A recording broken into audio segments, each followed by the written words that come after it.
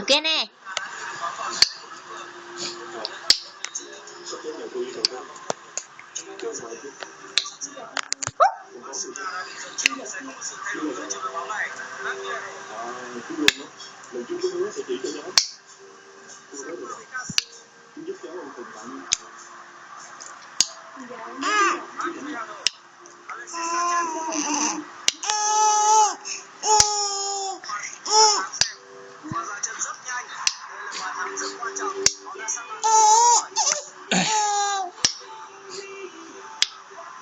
Ok nè.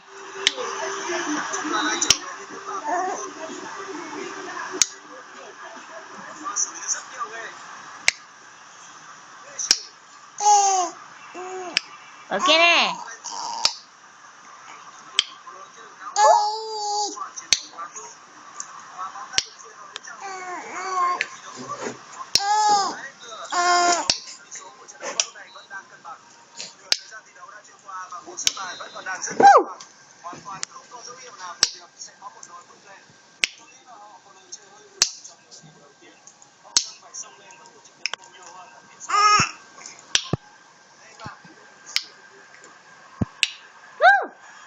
Này, đây mà, con này.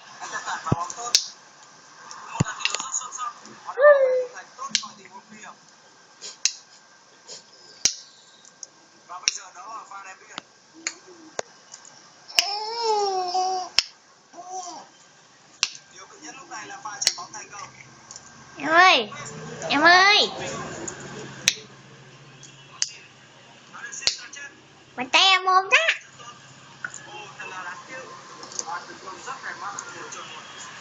Này.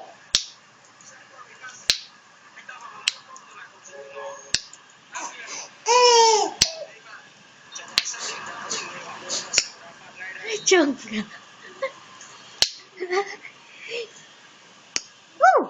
Em ơi. Em ơi. Trừng nhìn em kìa.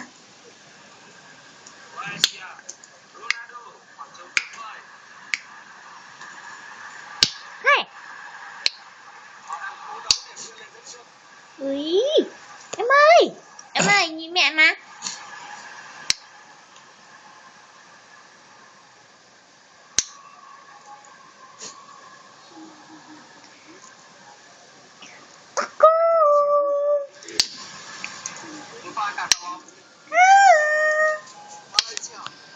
Đây, nhìn mẹ mà. Nhìn mẹ mà. Đây, nhìn mẹ mà.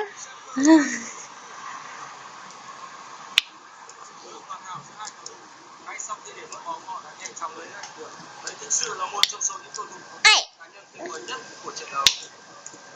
Còn tin cây thủ môn và đã trả bóng về cho anh ta.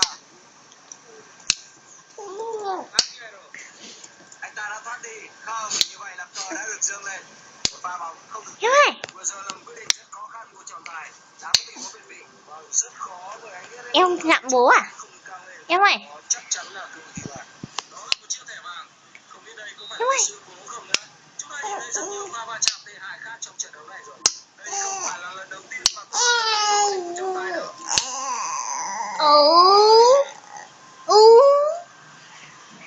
Em ơi. Chắc chắn đây sẽ là một quả nguy hiểm. Nhìn gì á? Nhìn gì á? Nhìn gì á? Nhìn gì á? Nhìn gì á? Nhìn gì á? Nhìn đi á?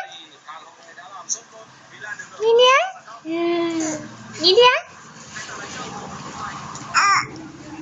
Nhìn đi á? Nhìn đi á? Nhìn gì đấy? Ok này. Đây mà.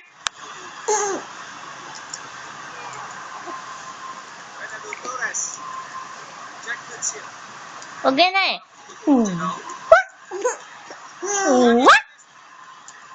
Ok này. Wow. Wow. Wow.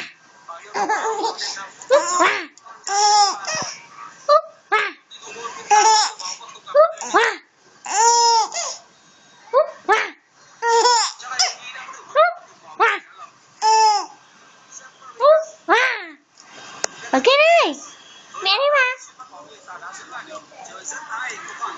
Và cái này vâng vâng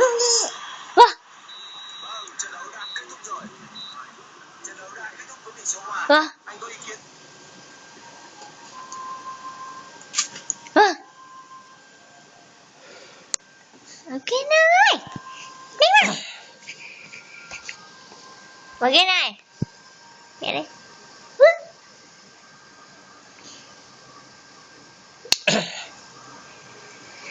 Và cái cháu gái này.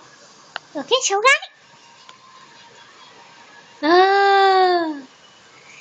Eo chưa. Hở bụng thôi, bố kéo bụng cái áo thôi. Thôi. Quấy